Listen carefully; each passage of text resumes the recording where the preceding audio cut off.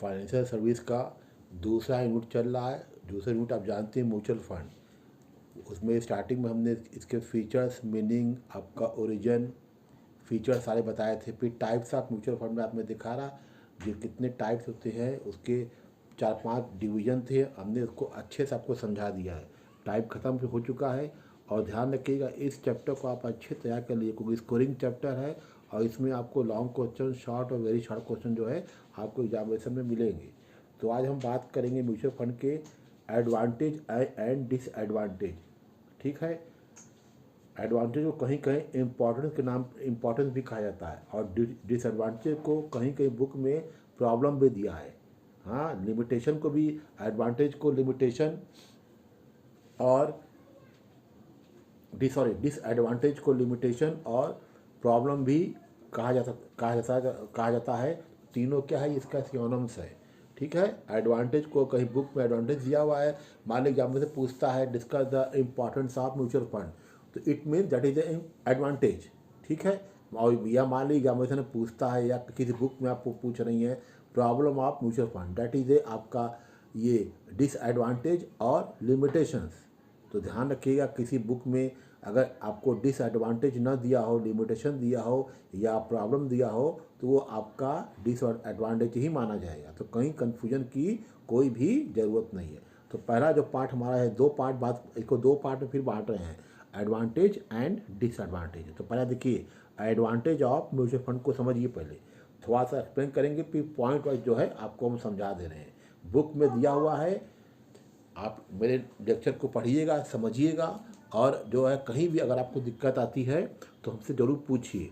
और हो सके तो अगर आपको कहीं से अपने फ्रेंड्स या कहीं से अगर आपको खैर कॉलेज से इसमें बंद चल रहा है, अगर पुराना पेपर मिल जाता है या तो आप उससे भी क्वेश्चन को रिवाइज करते रहिएगा। ठीक है। तो आप समझिए, a mutual fund is a special type of institution which act as an investment intermediary and channelize the saving of the large number of people of the corporate security in such a way that investors get steady returns, capital appreciation and a low risk. Therefore, mutual funds are becoming a very popular worldwide because of the following importance और advantages. ठीक है। बात है, देखिए ये क्या है, ये स्पेशल टाइप का इंस्टीट्यूशन और ये ऑर्गेनाइजेशन है। हाँ, इसमें आपको अगर किसी भी आप कंपनी का, रिलायंस का या टाटा का, बैंक का म्यूचुअल फंड खरीदती हैं तो आपको उसके बाद वहाँ पे म्यूचुअल फंड आपको नहीं मिलेगा, वहाँ पे आपको यूनिट अलॉट होता है। ठीक है।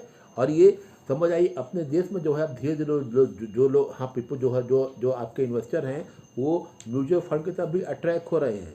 यानी large number of the people are saving in the mutual fund. Clear हो गया। ठीक है। और ये क्योंकि देख रहे हैं कि इसमें बढ़िया रिटर्न मिल रहा है, उनका जो कैपिटल है वो भी बहुत आराम से एप्रिसिएशन हो रहा है। तो इन सब को देखते हुए क्या आपके इसके एडवांटेज हैं, तो हम पॉइंट वाइज यहाँ पे आपको बता रहे हैं। पहला एडवांटेज है डाइवर्सिफिकेशन। इसको पहले समझिए क्या है।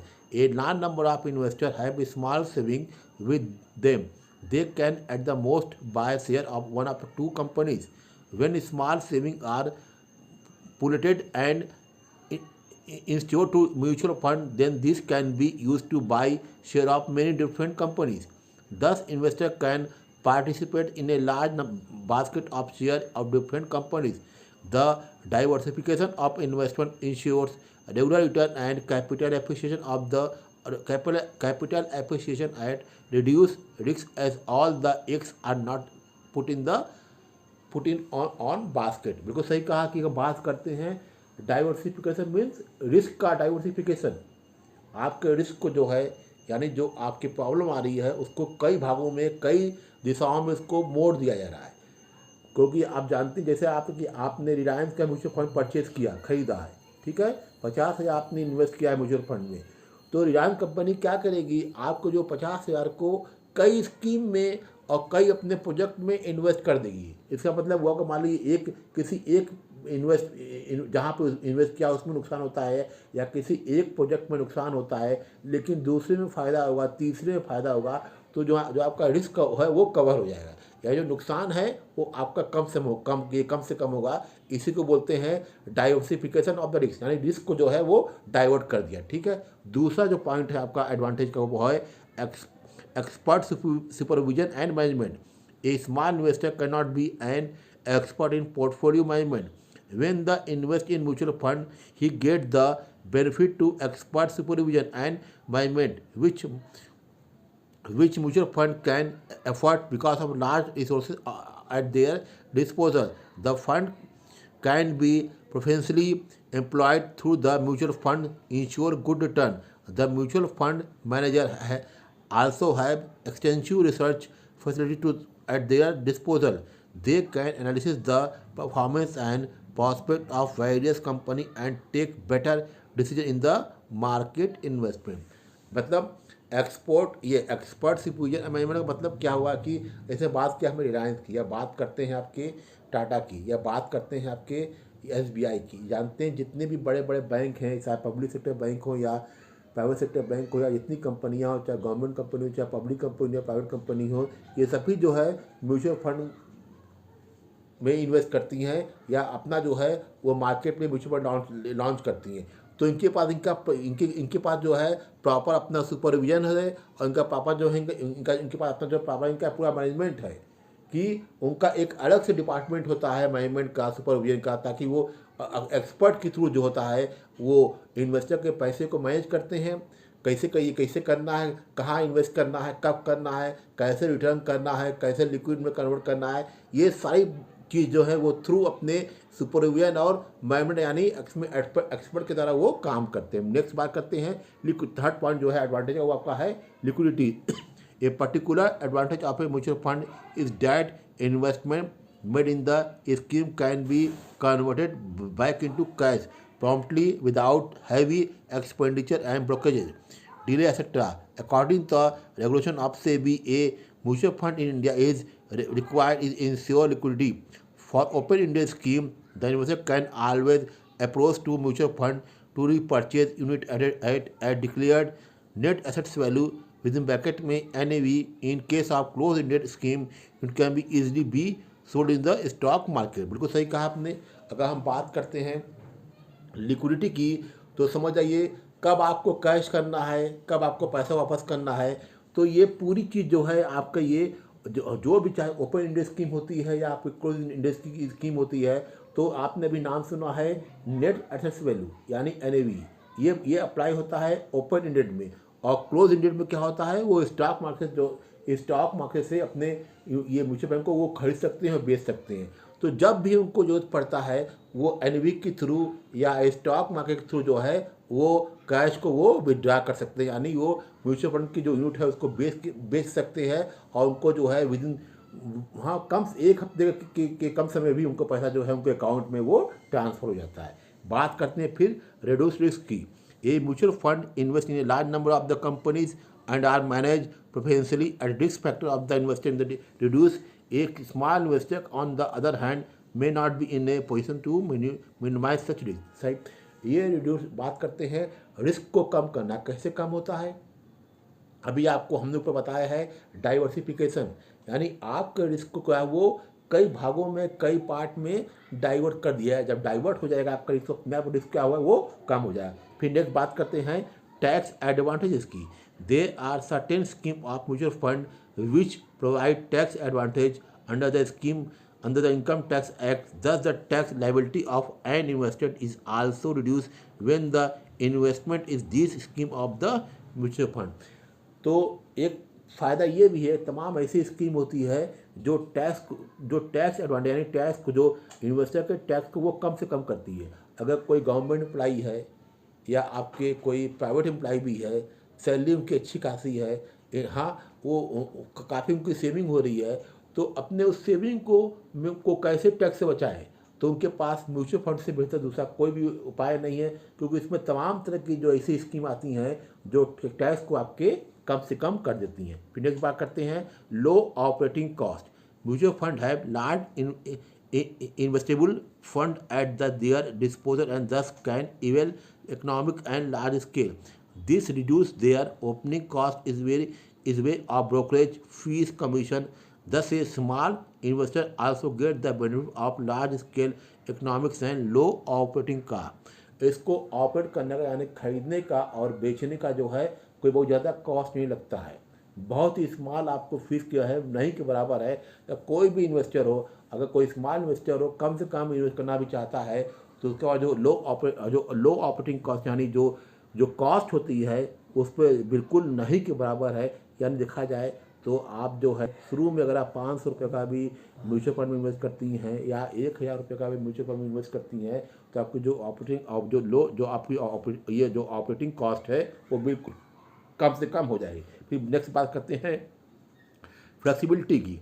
Mutual fund provide flexibility investment plan to its subscribe such as regular investment plans, regular withdrawal plans and dividend reinvestment plan. Thus a investor can invest or withdraw fund according to this own requirement. जैसा आपकी requirement हो, अगर आप चाहती हैं कि हम एक स्कीम से दूसरी स्कीम आना चाहते हैं तो तुरंत आप स्विच करके दूसरे स्कीम में आ सकती हैं। इसको बोलते हैं फ्लेक्सिबिलिटी। जैसे आपने देखा डिविडेंड प्लांट है, आपका रेगुलर प्लांट है, आपका देखा जाए ये आपका ये अगर ग्रोथ प्लान है, आपको जो भी अच्छा लगता है आप अपने पुराने प्लान को छोड़ के नए प्लान में भी आ सकते हैं। मतलब जो फ्लेक्सिबिलिटी का यहाँ पर जो चांस है वो 100% बिल्कुल फिक्स होता है और बिना रिस्क के आप चाहें तो अपने जो स्कीम को दूसरे स्कीम में आप ट्रांसफर कर सकते हैं। नेक्स्ट बात करते हैं higher return. Then mutual fund are expected to provide higher returns to the investor as compared to the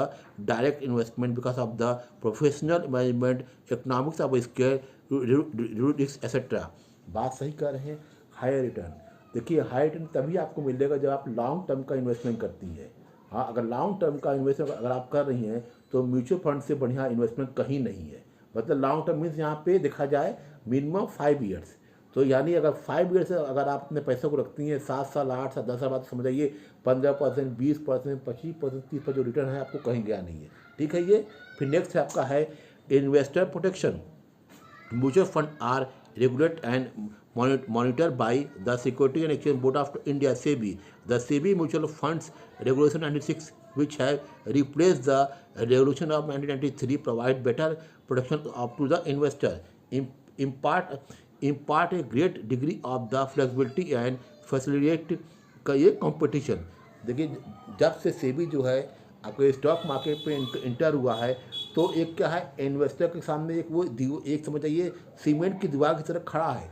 वो इन्वेस्टर की हर तरह से सुरक्षा करता है। ठीक है, तो कोई भी इन्वेस्टर हो, चाहे स्मॉल इन्वेस्टर हो या बड़ा इन्वेस्टर हो, सेबी जो है उसको चारों तरफ घेरे के चलता है। यानी उसके पैसे का कोई भी कंपनी जो है या बैंक वगैरह इधर उधर नहीं कर सकता है। ये आपने देखा, ये इसका आपका एडवांटेज था। अब हम बात कर रहे हैं डिसएडवांटेज की।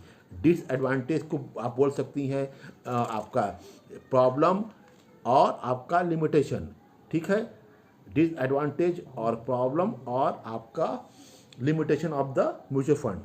Mutual fund in India are the absolute stage in mutual fund in India are the sorry देखिए कॉल आ गया था तो वहाँ से हमने कॉल को ऑफ कर दिया है। अब फिर समझिए आप problem of the mutual fund India.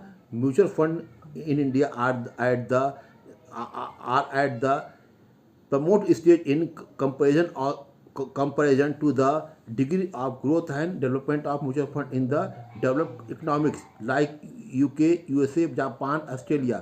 The mutual fund in India have not been able to perform up to the desired level and the many cases have expressed their financial liability to repay the investor capital along with the promised the rate of the return. देखिए अगर देखा जाए तो अभी बहुत ज़्यादा जो है अपने देश में कंपनियों को, गवर्नमेंट को म्यूचुअल फंड के केस में काम करना है। जैसे हम बात करते हैं यूएसए की, यूके की या जापान के, ऑस्ट्रेलिया में, वहाँ पे देखिए म्यूचुअल फंड जो है बहुत आगे निकल चुका है और हमारे यहाँ इसकी शुरुआत काफ़ी देरी से हुई है, लगभग 80-85 के बाद से शुरू हुई है। ठीक है, तो अभी हम बहुत पीछे हैं। तो कुछ प्रॉब्लम है लेकिन धीरे धीरे इस प्रॉब्लम को हम दूर करते जा रहे हैं। अब क्या क्या प्रॉब्लम है इसको आप समझिए। The following are some of the main problem at there being faced by the Indian mutual fund. पहला है liquidity crisis. Mutual fund India face liquidity problem. Investor are not able to draw back from some of the scheme. There is no easy exit route. Bad delivery has cause to a lot of the problem and liquidity crisis for the mutual fund।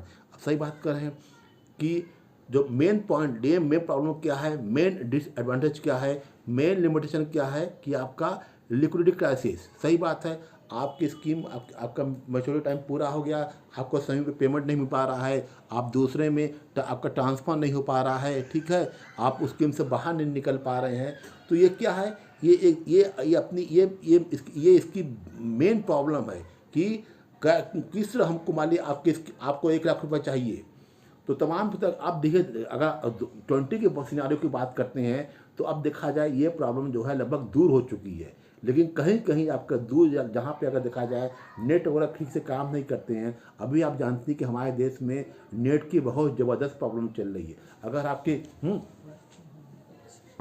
वो खासकर work from home की वजह से, और हाँ, अगर आपके पास अपना नेट नहीं है तो समझ जाइए कि आपका जो मोबाइल है या लैपटॉप है वो किससे काम करता है, हम सब कुछ जान रहे हैं। लेकिन अब धीरे धीरे इस प्रॉब्लम को भी अब दूर करें कि lack of innovation, mutual fund India have not been able to provide innovation scheme in term of the risk, liquidity and the choice of the investor. अभी देखिए ऐसी कोई भी स्कीम नहीं आई है जो आपको ये कह सके कि अब स्कीम में आप इन्वेस्ट करिए तो आपको इतना रिटर्न मिलेगा। यानी जो बात करते हैं अवेयर की बात करते हैं वो अभी हमारे देश में कम से कम है। फिर नेक्स्ट आपका है inadequate research. Most of the mutual fund India are the suffering because of the inadequate research facilities. Most of the fund depend upon external research and have no facility to in house research. They should provide more money on the research and development it want to be successful in the future। देखिए सही बात का inadequate research, यानी जो main जो है कि आपको पूरे देश में रिसर्च करना इसके बारे में, वो क्योंकि मनी वजह से दिक्कत आती है। तो यानी प्रॉपर जो है आप इन्वेस्टर अवेयर नहीं है कि बहुत लोग तो ये भी नहीं जानते हैं कि म्यूचुअल फंड होता क्या है। अगर आप कहीं पे अगर आप ग्रेजुएट हैं, अगर आपने फाइनेंस लिया है तो आपको पता है, लेकिन और जो दूसरा सब्जेक्ट है, जैसे बैंकिंग की बात करते हैं या मार्केटिंग की बात करते हैं या एचआरए की बात करते हैं, तो वहाँ के लोग बच्चों को पढ़ाया नहीं जाता कि क्या होता है, वो जानते ही नहीं है म्यूचुअल फंड क्या होता है। तो लैक ऑफ अवेयरनेस देखा जाए, it means that is a inadequate research. अभी इस पर बहुत काम होना बाकी है। तो एक ये बहुत बड़ी प्रॉब्लम अपने देश में है, वो क्या है, वो that is a inadequate research. Next पे है आपका conventional pattern of the investment. Mutual fund in India have been following conservative pattern of the investment. They have not been able to diversify the risk to a large extent, which have caused low return on investment. देखिए जो आपका investment का pattern है वो देखा जाए वो पुराना है। हाँ, क्या अब अभी भी हम जो है अपने रिस्क को हम डाइवर्ट नहीं कर पा रहे। यानी अगर धीरे धीरे देखा, अगर मान लीजिए आज समय क्या है, डिजिटल समय है, पूरा जब एरिया जो है आपका कंप्यूटराइज हो जाएगा तो अपने पैटर्न को हम चेंज करेंगे। यानी अभी ये जो सीमाएं हैं इसको अभी हम तोड़ नहीं पा रहे हैं। फिर नेक्स्ट आपका है नो प्रोविजन फॉर ये performance guarantee. Mutual fund India have no for failed to provide performance guarantee to their investor. In many cases there has been erosion of the capital. आप देखिए परफॉर्मेंस की कोई guarantee कोई नहीं दे सकता है। कल क्या होगा, आपने कहा कि क्यों कोई आपका जो आपके फाइनेंशियल मैनेजर ने कहा कि मैडम ये स्कीम में आप इन्वेस्ट कर दिए आपको 15% मिलेगा, लेकिन ये नहीं है। लेकिन अब फिर कह रहे हैं कि लॉन्ग टर्म के लिए जब आप इन्वेस्टमेंट करेंगी तो परफॉर्मेंस की गारंटी आपको मिल सकती है, तो आपको धैर्य रखना पड़ेगा। फिर नेक्स्ट बात करते हैं inadequate disclosure. There have not been adequate and timely disclosure of material information to the investor by the mutual fund India. देखिए जो कंपनियां म्यूचुअल फंड को मार्केट में स्पॉन्सर करती हैं वो क्या करती हैं, जो तमाम तरह के जो डॉक्यूमेंट है वो पूरी तरह इन्वेस्टर के सामने वो डिस्क्लोज नहीं करती हैं। यानी बहुत सा मोटा जो है वो छिपाए रखती हैं। इसी वजह से क्या होता है कि हमको कंपनी के बारे में बहुत सी जानकारी भी नहीं मिल पाती। ये भी देखा जाए अब ये भी एक बहुत बड़ा डिसएडवांटेज है म्यूचुअल फंड के एरिया में। फिर नेक्स्ट बात करते हैं आपका delay in services. Mutual fund India have also not been able to provide quick and adequate service to the investor. In many cases, there is no response to the investor grievances. सही बात है, वो तमाम कंपनियां जानबूझ के अपनी service में देरी करती हैं।